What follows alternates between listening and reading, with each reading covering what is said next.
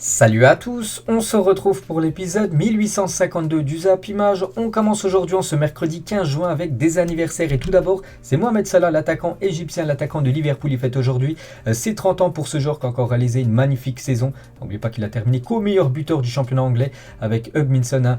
Bon anniversaire à Salah, on peut voir qu'il a posté hier une photo sur son compte Instagram. Donc actuellement il est en vacances, des vacances amplement méritées pour l'attaquant de Liverpool. Donc là il reviendra dans quelques semaines du côté de Liverpool pour préparer bien sûr cette prochaine saison. Il y a aussi l'attaquant espagnol Inaki Williams. Il fête aujourd'hui ses 28 ans. Aucune blessure en 6 ans de compétition quand même pour cet attaquant de Bilbao. Il y a aussi l'attaquant danois Poulsen. Il fête aujourd'hui ses 28 ans. Oliver Kahn, ancien gardien du Bayern ou même de la Mannschaft, ce gardien légendaire allemand. Il fête aujourd'hui ses 53 ans. Il y a aussi l'UEFA qui fête aujourd'hui ses 68 ans d'existence. Il y a aussi Mikkel Laudrup, ancienne légende du football. C'est l'ancien numéro 10 du Danemark. Et Frank Beckenbauer avait dit à l'époque, dans les années 60, le meilleur était Pelé, dans les années 70 c'était Cruyff, dans les années 80 c'était Maradona et dans les années 90 c'est le Drup qui fête son anniversaire aujourd'hui. On va parler maintenant de tout ce qui s'est passé lors de la soirée d'hier. Et c'était les derniers matchs pour cette saison 2021-2022. Donc il n'y a plus de matchs maintenant. Donc les prochains matchs seront des matchs pour la saison future. Donc il y avait des matchs de Ligue des Nations. L'Allemagne contre l'Italie. C'est deux énormes nations du football. Les deux nations quand même remportées. Cumulées 8 Coupes du Monde, 4 chacune. Donc l'Allemagne a quand même pulvérisé quand même les Italiens 5-2. Il y avait 5-0 heureusement que l'Italie grâce à Gnonto et Bastoni ont réussi à marquer 2 buts en fin de match. Donc les Allemands c'est Kimmich, Gundogan, Müller et Timo Werner. Doublé pour l'attaquant de Chelsea, donc grosse victoire des Allemands. On peut voir les statistiques du match. Donc pourtant on a sur les tirs, 16 tirs pour l'Allemagne, 15 tirs pour l'Italie, 6 tirs cadrés pour les Italiens, 9 tirs cadrés pour l'Allemagne. Et sur ces 9 tirs cadrés pour les Allemands, 5 buts ont été inscrits, seulement 4 arrêts de Donnarumma qui a encore vécu une soirée très compliquée pour le gardien parisien. Et l'Allemagne les gars est vaincu depuis sa dernière défaite à l'Euro 2020 face à l'Angleterre, soit 13 matchs d'affilée sans perdre pour l'Allemagne, ça va bien mieux actuellement. On va parler de l'attaquant de Chelsea, Timo Werner, qui n'avait plus marqué depuis le 20 avril dernier, c'était contre Arsenal, donc lors d'un match de championnat. Donc son dernier but avec l'Allemagne remontait au 26 mars dernier. Ce soir c'est doublé en moins de 2 minutes sur un doublé de passe décisive de Serge Gnabry. Donc voilà, en seulement 2 minutes, doublé pour Timo Werner.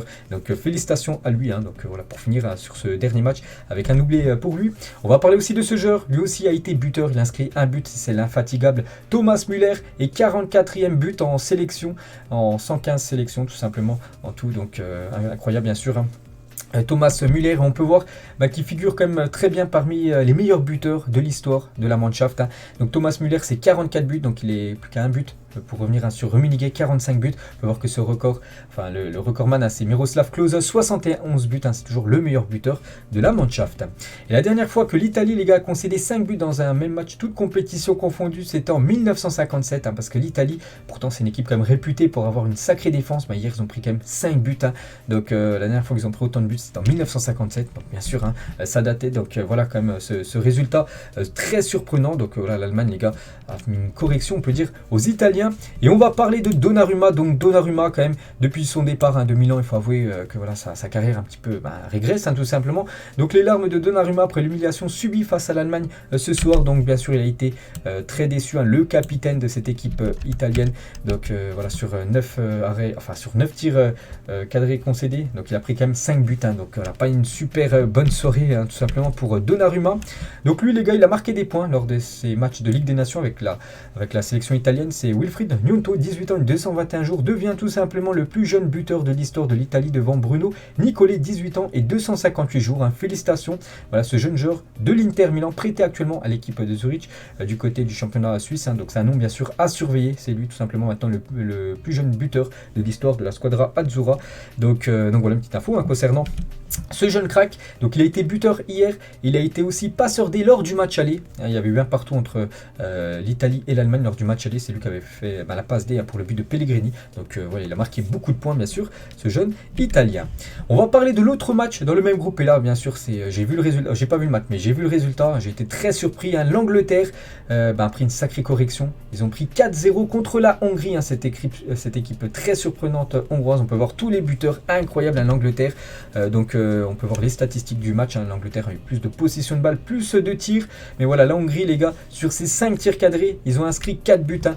Donc efficacité impitoyable des hommes de Marco Rossi, tout simplement le sélectionneur hongrois, donc incroyable, un 4-0 les gars, c'est une sacrée correction prise par les Anglais, et l'Angleterre n'avait plus encaissé autant de buts à domicile depuis 1953, c'était face déjà à la Hongrie, et une correction 6 buts à 3, la Hongrie avait infligé ce score à l'Angleterre, c'est en 53, donc voilà, la Hongrie, on peut dire la bête noire tout simplement des Anglais, donc on peut voir voilà la déception de Mason Mount, bien sûr, hein, qui est complètement dégoûté, et donc on peut parler aussi, hein, de Southgate, Gareth Southgate, le sélectionneur anglais. Attention, il serait peut-être temps de laisser votre place à monsieur Southgate, peut-être, hein. N'oubliez pas qu'il a été prolongé les gars à la fin de l'Euro, vu que ça a été quand même un bon Euro pour l'Angleterre, qui a atteint quand même la finale, donc il avait été prolongé, mais voilà, depuis quelques temps, hein, ça va pas fort quand même pour les Anglais.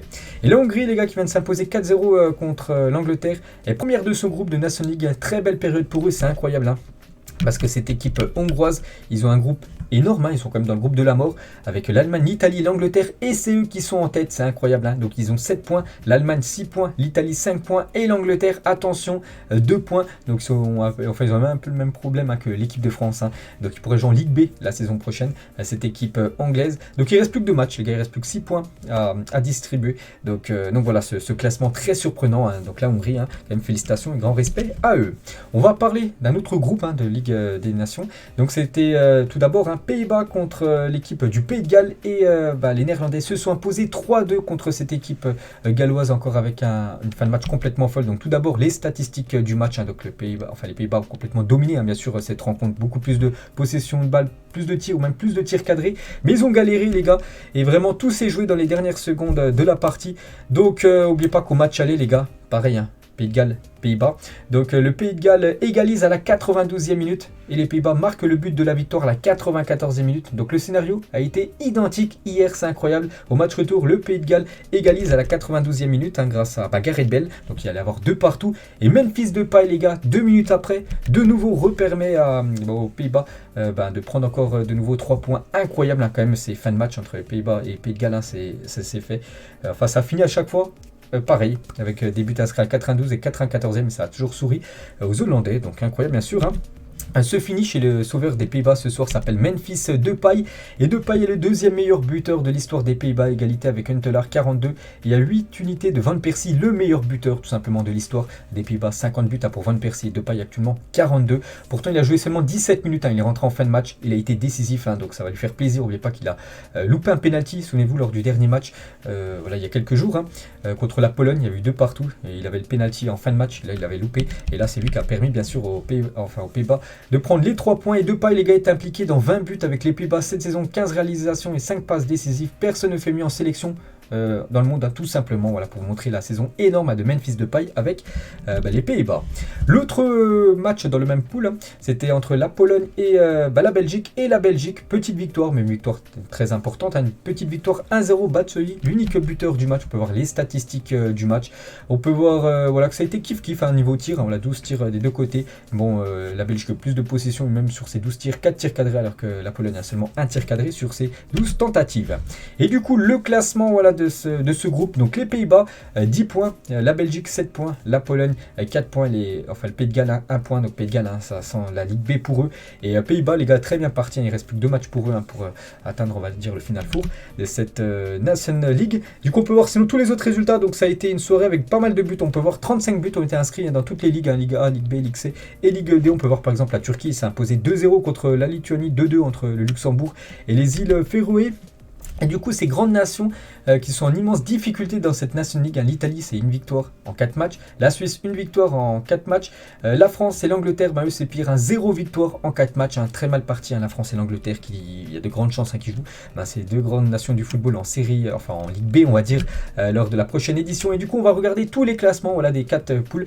Donc, le groupe 1 avec la France, donc du coup, c'est le Danemark, hein, qui est bien parti. Il reste plus que 2 matchs. Hein. Voilà, ça sera en mois de septembre, le prochain rassemblement. Donc, la France, 2 points. Donc, voilà, la France, en espérant, voilà, qu'ils perdent surtout pas contre l'Autriche, parce que s'il y a défaite lors du prochain match le 22 septembre, hein, contre l'Autriche, l'équipe de France sera officiellement en Ligue B. Dans le groupe 2, donc tout reste jouable les gars, entre le Portugal et l'Espagne. N'oubliez pas qu'il y aura un match retour Portugal, Espagne. Cette fois-ci, ça sera au Portugal parce que le match aller avait lieu du côté de Séville. Hein. Donc l'équipe suisse, les gars, peut encore voilà, se maintenir. Donc voilà, tout reste jouable aussi dans ce groupe 2. Le groupe 3, donc avec enfin le groupe de la mort. Hein. Donc la Hongrie, les gars, peut vraiment réaliser l'exploit et atteindre le Final Four. Serait énorme, bien sûr, hein, pour cette équipe hongroise. Attention à l'Angleterre qui file tout droit en Ligue B. Et le groupe 4, donc les Pays-Bas, très très bien partis. Hein. Donc la Belgique, 2e, Pologne, 3e et Pays de Galles, 4e. Il y a 2 matchs, donc du coup, ça pourrait faire un Final Four Danemark, Espagne, Hongrie, Pays-Bas, les gars, vu que c'est les 4 nations actuellement en tête. Bon, il reste encore 2 matchs à jouer, bien sûr. Il y aura encore beaucoup de modifications. Et vous pensez quoi de la Ligue des Nations? Donc c'est sur le Twitter ActuFoot. En gros, il y a eu un sondage, plus de 20 000 votes. Sans intérêt ou intéressante pour vous, la Ligue des Nations? Donc moi, j'ai mis, pour moi, c'est intéressant, les gars. Donc après, voilà, la plupart des votants ont mis quand même que sans intérêt, enfin quasiment 80%. Alors que moi, je trouve quand même que c'est intéressant. Voilà, au lieu que ça soit des matchs amicaux où il n'y a aucun enjeu, là, ça mène quand même de l'enjeu. C'est des matchs, on va dire, officiels. Puis voilà, c'est souvent des grosses nations qui se rencontrent. Par exemple, hier, il y a eu Allemagne-Italie. Il y a Espagne-Portugal, toutes ces grosses affiches. Donc moi, vraiment, je trouve que cette Ligue des Nations peut être trop sous-estimée. C'est dommage, hein, parce que pour moi, vraiment, elle me plaît. Hein, voilà, cette compétition, malgré que l'équipe de France voilà, ne pourra pas conserver son titre. On va parler toujours des matchs qui avaient lieu hier.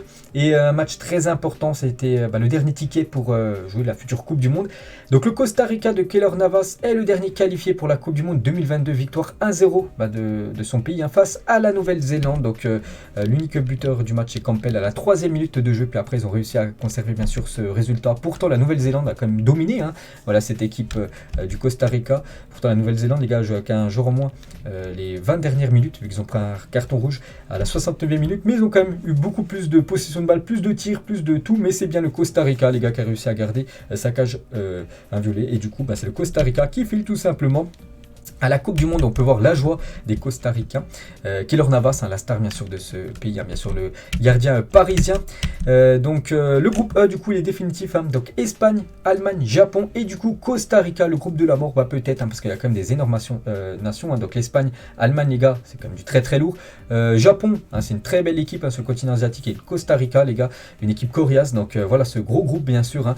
Donc c'est le groupe E de la Coupe du Monde. On peut voir la déception, bien sûr, de la Nouvelle-Zélande, bien sûr, par rapport à cette non-participation pour cette future Coupe du Monde. Et du coup, on connaît enfin, les gars, en ce 15 juin, enfin, toutes les nations qualifiées pour cette Coupe du Monde, vu que le dernier ticket a été dévoilé hier. Donc, je ne vais pas citer, bien sûr, tous les pays, mais on peut voir, voilà, tous les groupes sont enfin finis, bien sûr. Maintenant, il n'y a plus de barrage, tout ça. Donc, par exemple, pour la France, France, Australie, Danemark, Tunisie. Il y a aussi, par exemple, ce beau groupe, Portugal, Uruguay, Corée, ou même le Ghana. Donc, voilà, tous les groupes de la Coupe du Monde.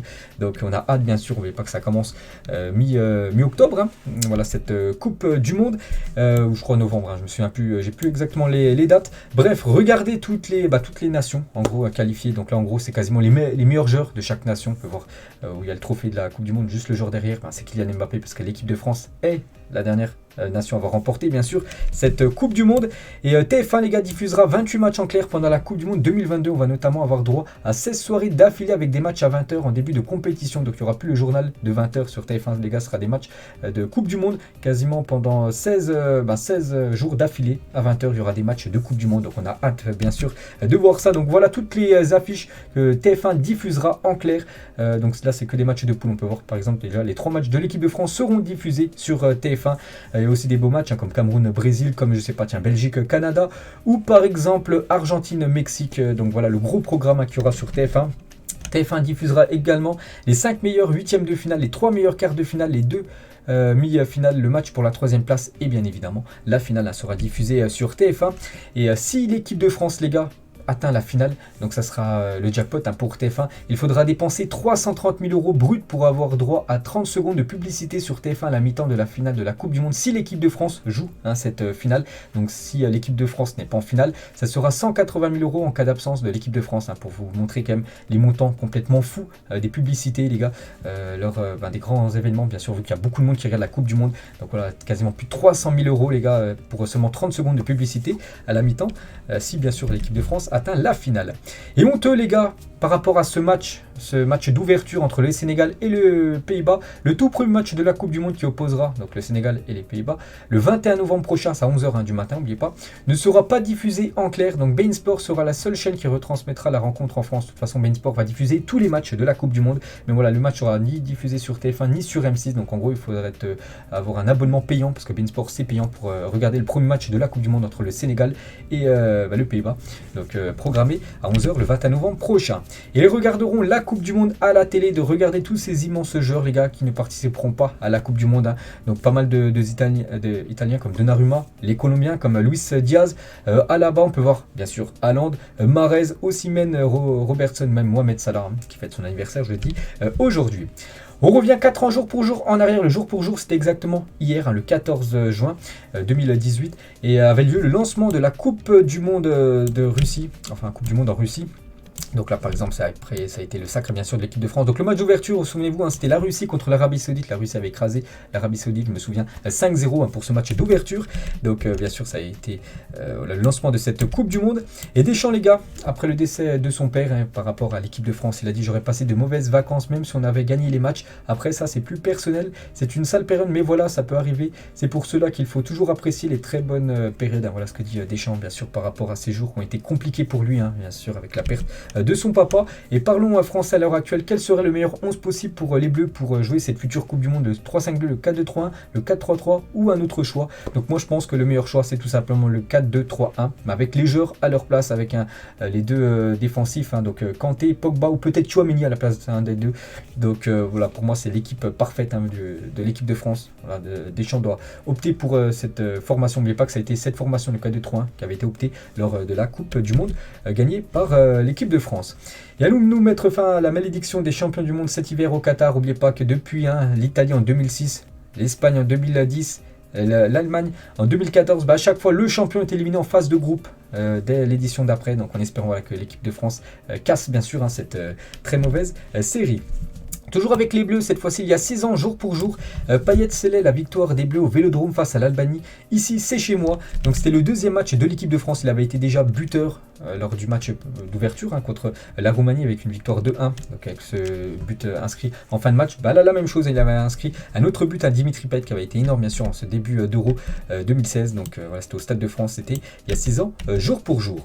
Et on va parler du prochain, enfin l'équipe de France, mais l'équipe féminine, prochaine grande compétition en gros. Donc arrivée des Bleus à Clairefontaine pour préparer l'Euro féminin, donc du 6 au 31 juillet prochain. Donc voilà, les Jeux de l'équipe de France prépare tout simplement cet Euro, bien sûr qu'on reparlera bien sûr, vu qu'il n'y aura plus trop de matchs masculins, mais il y aura des matchs du football féminin et on espère que l'équipe de France ira au bout. Comment oublier les gars ce Portugal-Espagne le 15 juin 2018 lors de la Coupe du Monde? C'était au lendemain du match d'ouverture où je t'ai dit que c'était la Russie contre l'Arabie Saoudite. Donc 3-3 score final, masterclass de Cristiano Ronaldo qui claque un triplé lors de cette rencontre. C'était il y a 4 ans, jour pour jour, bien sûr, avec un magnifique coup franc inscrit dans les dernières secondes du match. Incroyable bien sûr, Cristiano Ronaldo. On va parler de ce joueur les gars, ce joueur qui va disputer bien sûr la Coupe du Monde avec l'Uruguay, c'est Nunez les gars. Et Nunez, on peut voir qu'il a débarqué du côté de Liverpool et c'est officiel, Darwin Nunez signe à Liverpool, montant du transfert 80 plus 20 millions d'euros de bonus. Voilà, c'est officiel, ça a été mis sur le site officiel de l'équipe de Liverpool. Donc il devient tout simplement le transfert le plus cher de l'histoire de Liverpool si on prend le bonus.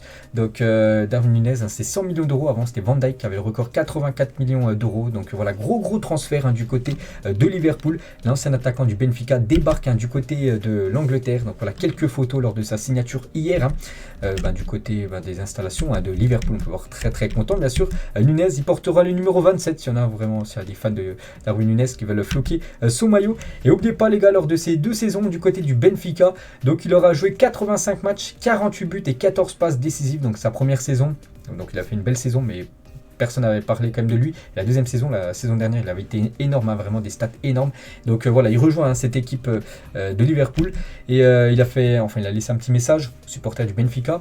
Je n'ai pas de mots pour remercier les supporters de Benfica. Ils feront sans aucun doute partie de ma famille dorénavant. Je suis arrivé seul, mais je repars avec toute l'affection et le soutien que vous m'avez donné ces 2 dernières années. Puis dit aussi par rapport à sa signature du côté de Liverpool. C'est un plaisir d'être ici à Liverpool. Je suis très heureux de faire partie de ce grand club. Ici, ils conviennent à mon style de jeu.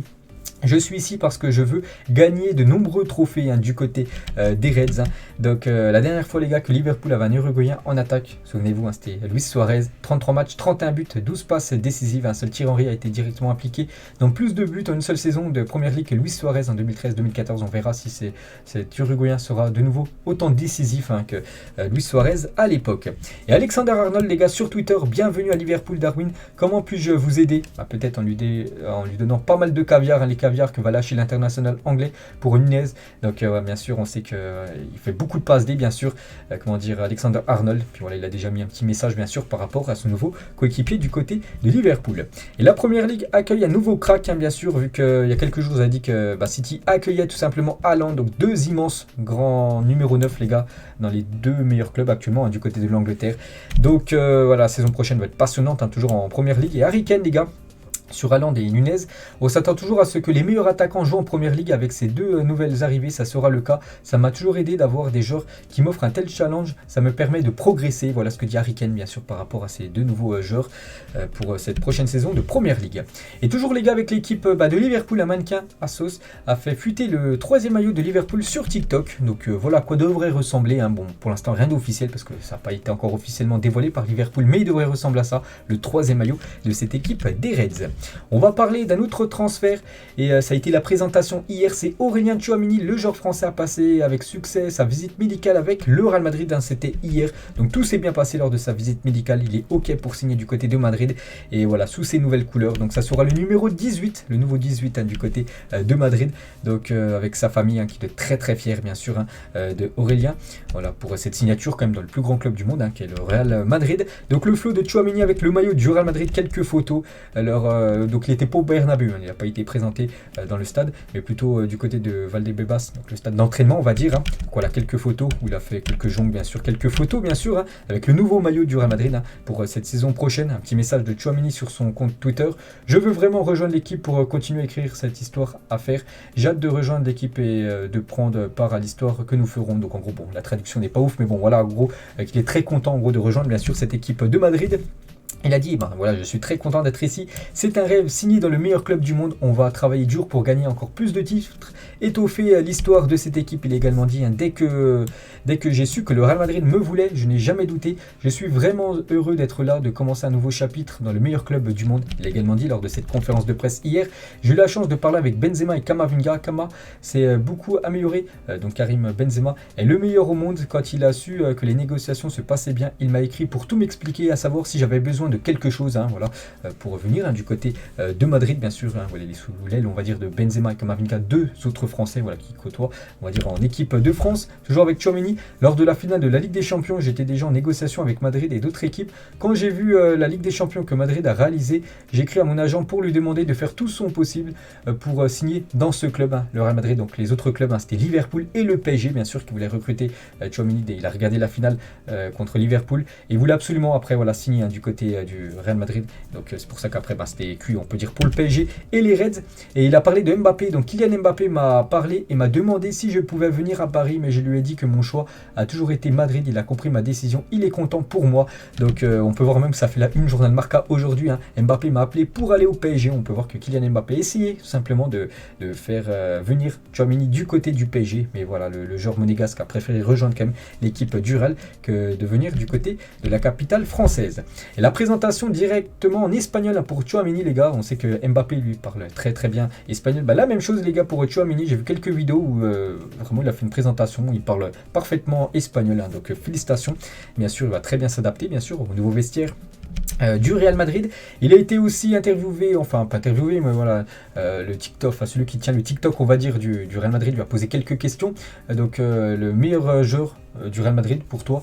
Donc il a dit Zinedine Zidane, ta couleur favorite le blanc, et le meilleur moment de ta carrière, tout simplement sa signature du côté du Real Madrid.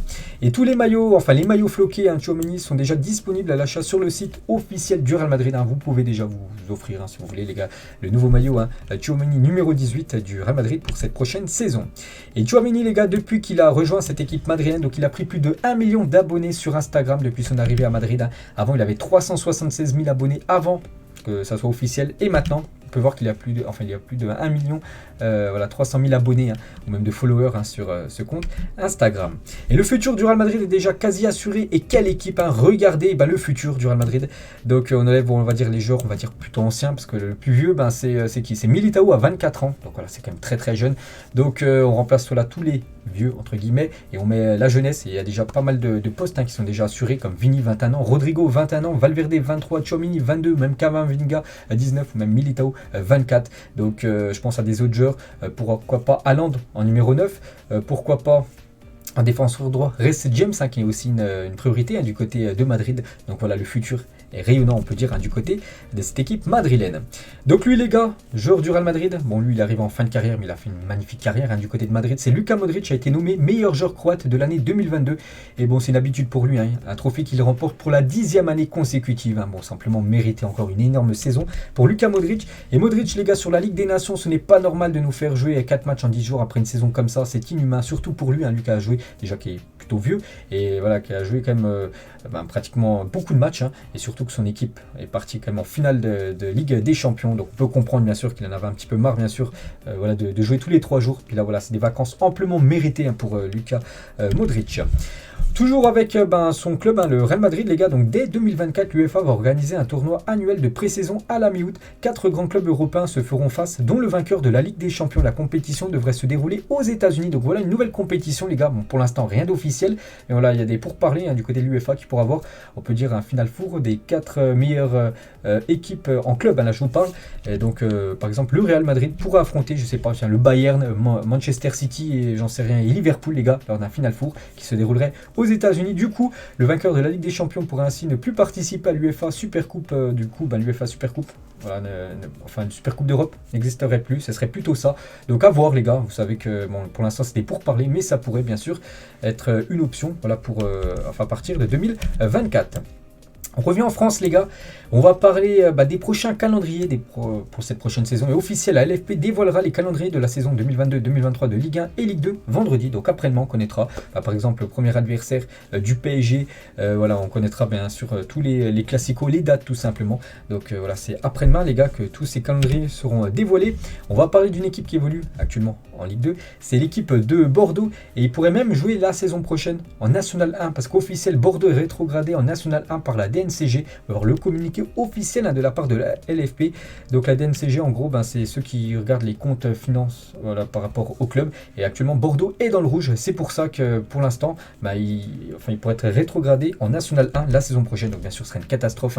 Donc pour rappel, le club dispose de 7 jours pour faire appel. Donc la décision de la DNCG est attendue par les Girondins depuis quelques semaines. Il n'y aura pas lieu, il n'y a pas lieu de s'affoler. Mais bon, ils doivent quand même trouver pas mal d'argent. Les Girondins de Bordeaux ont 7 jours pour trouver 22 millions d'euros et ainsi éviter une relégation nationale 1. Voilà, s'il n'y a pas cette somme dans 7 jours.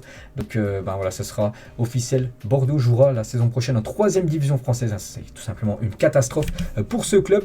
Et voilà, si vraiment il descendait en National 1, ce serait l'équipe de Villefranche, les gars, qui se ferait repêcher et du coup irait en Ligue 2. N'oubliez pas qu'ils avaient perdu les barrages contre l'équipe de Quevilly. Et l'équipe toujours de Bordeaux, les gars, avec Gérard Lopez. Donc Lille en difficulté financière, c'était l'ancien président lillois. Mouscron, donc un club aussi qu'il avait en Belgique, en faillite. Et Bordeaux probablement relégué en National 1. Ça commence à faire beaucoup pour Gérard Lopez, voilà, qui est un propriétaire de club, mais à chaque fois il met les clubs dans le rouge. Donc lui et le foot, il faut oublier. On va parler du FC Nantes après les incidents survenus pendant la finale de la Coupe de France. La FFF sanctionne le FC Nantes d'un match ferme à huis clos. Donc certainement pour le prochain match de Ligue 1, le match se jouera sans supporters, de la fermeture de son espace vital pour le prochain match en Coupe de France et d'une amende de 50 000 € par rapport à tous les fumigènes qui ont été craqués lors de cette finale de Coupe de France. Regardez le 11 de la saison 2021-2022 de la Ligue 1 élu par les fans. Donc voilà, c'est les fans de la Ligue 1 qui ont élu cette équipe avec Lafont, Klose, Marquinhos, Saliba, Nuno Mendes, Tchouaméni, Guendouzi, Seko Fofana, Terrier, Ben Yedder et Kylian Mbappé. Donc une magnifique équipe. Et cette fois-ci, concernant la Ligue 2, on peut voir là le 11, la même chose, élu par les fans. On va féliciter l'ancien Marseillais Morgan Sanson qui s'est marié samedi dernier, les gars, avec sa femme maintenant. Donc félicitations bien sûr à ce joueur de Aston Villa qu'on n'entend plus trop parler. Je ne sais même pas s'il joue encore, s'il est titulaire du côté de Aston Villa. Peut-être un mauvais choix de carrière d'avoir quitté cette équipe. l'équipe de l'OM. Des nouvelles de Neymar, les gars. Donc Neymar actuellement en vacances. Donc il a participé au championnat du monde de poker dans la nuit de dimanche à lundi à Las Vegas. Le ticket d'entrée était de 10 000 $. Bon, pas une grosse somme, bien sûr, pour Neymar. Une après-carrière tout tracée pour le Brésilien. Bah, peut-être, on peut voir en train de rigoler. Bon, après lui, même s'il perd les 10 000 $, hein, c'est rien, bien sûr. Vu que, bien sûr, il est déjà millionnaire, Neymar. Donc voilà. Toujours, on sait qu'il adore jouer au poker. Et Neymar, hein, qui restera au PSG. Donc il portera normalement ce maillot, les gars. Ce maillot du PSG, le maillot version extérieure la saison prochaine. Hein, il devrait ressembler à ça. Cette fois-ci, le maillot du Sporting pour la saison prochaine, version domicile, devrait ressembler à ça, bien sûr, hein, ce maillot de cette équipe portugaise. On va parler d'une triste nouvelle, les gars. Donc, terrible nouvelle du côté du Salvador avec la mort d'un arbitre qui a tout simplement été agressé par un joueur et des supporters. En effet, José Arnoldo Amaya, arbitre de 63 ans, a été victime d'une terrible agression physique d'un joueur lors d'une rencontre locale. Donc, il a succombé tout simplement à ses blessures après. Donc, c'est incroyable, bien sûr, hein, de voir des choses comme ça dans le monde du football. Donc, grosse pensée, bien sûr, à lui, grosse pensée à sa famille. On va parler du FC Barcelone et du Camp Nou. Vous savez que le Camp Nou va être un peu comme le Bernabeu en rénovation. Et le nouveau Camp Nou devrait être prêt pour exactement la date, hein, le 24 septembre 2026. Hein. D'ici là, plusieurs phases de travaux auront lieu avec des tribunes partiellement ou totalement fermées. N'oubliez pas que la saison là qui arrive, le Barça va encore jouer dans son stade. Et dans 2 ans, ils joueront dans un autre stade, hein, toute la saison. Voilà, ils ne joueront pas du côté du Camp Nou, bien sûr, pour que les travaux se finissent. Donc le Camp Nou ressemblera à ça, normalement le 24 septembre 2026. Les plus gros scores professionnels de la saison, on sait qu'avant-hier, le Nigeria s'est imposé 10-0 contre Sao Tomé. On peut voir les autres gros résultats cette saison avec la grosse victoire de l'Angleterre 10-0 contre Saint-Marin ou même la victoire du Bayern 12-0 contre l'équipe de Bremer. On va parler de FIFA 23 et du mode FIFA Ultimate Team et quelques nouveautés concernant ce prochain opus, hein, donc les premiers leaks, hein, pour le mode Ultimate Team. Donc plus de cartes, changement de poste. Donc les joueurs auront une position principale et une secondaire. Exemple, Kimmich pourra jouer en MDC et défenseur droit. Et fin du collectif, il est remplacé par une note sur 3. Donc en gros, voilà, il y aura plus de collectif 92, 93. Non, ça sera soit une étoile, 2 étoiles ou 3 étoiles. Donc voilà quelques modifications, hein, pour le prochain FIFA Ultimate Team. Un accord historique avec Apple pour la MLS. L'entreprise américaine a acheté les droits de diffusion des 10 prochaines saisons de la MLS de 2023 jusqu'à 2032 pour une somme proche de 2,5 milliards de dollars, hein, je pense. Donc la MLS sera disponible dans le monde entier sur Apple TV. Donc voilà, pour ceux qui regardent le championnat américain. Donc maintenant, il faudra être abonné à Apple TV pour suivre tous les matchs de ce championnat. Des nouvelles, on va dire, de Delali, les gars, actuellement en vacances. Hein, Delali, bien sûr, le joueur de Everton. Ces logos de clubs, si nous soucions plus du réchauffement climatique, hein, par exemple, là, voilà, cette écusson, je crois, c'est l'écusson de Brentford, hein, si je ne me trompe pas. Nottingham Forest, on peut voir à chaque fois, bien sûr, là, il y a une petite barre, hein, sur la guêpe. Là, on peut voir l'arbre en train de brûler, Nottingham Forest. On peut voir aussi Hull City, avec nos tigres, hein, bien sûr, ou même Manchester City, l'écusson, bien sûr, où il y avait de l'eau. Donc voilà, une petite info, bien sûr. Et on finit, les gars, cet épisode aujourd'hui. Et vu que la saison est officiellement finie, hein, je l'ai dit, il n'y a plus de match, les gars, il n'y a plus de match officiel. Hein. Les prochains matchs, ça sera là dans quelques semaines. Tout le monde est en vacances, donc la saison 2021-2022 de football est terminée. Donc déjà, merci à tous, hein, de m'avoir suivi, les gars. On a commencé depuis mi-août, hein, avec les premiers matchs de Ligue 1, tout ça. Et là, on termine voilà, quasiment un an après. Donc merci à vous tous, hein, de m'avoir suivi quasiment tous les jours, les gars. J'essaie de vous donner l'actu du foot tous les jours. Et une petite question, les gars, quel match vous a le plus marqué au cours de cette saison écoulée, que ça soit nation, que ça soit club, hein, peu importe. Donc moi, il y en a pas mal, les gars. Je me souviens par exemple du FC Barcelone qui a gagné comme le Real Madrid 4-0, un match spectaculaire. Je me souviens de ce 4-3 entre l'équipe de Manchester City et l'équipe du Real Madrid. Toujours avec le Real Madrid, hein, tellement qu'ils ont été énormes, on va dire, en Ligue des Champions. Toutes les remontadas qu'ils ont fait, c'est qu'il y a eu pas mal de matchs avec d'énormes rebondissements, on va dire, à cette saison. N'hésitez pas à mettre vous voilà, en commentaire, les gars, votre match qui vous a le plus marqué, bien sûr, sur cette saison 2021-2022. Donc voilà, les gars, ce qu'il y avait à dire aujourd'hui. J'espère que ça vous a plu. On se retrouve demain pour le prochain numéro. Ciao à tous.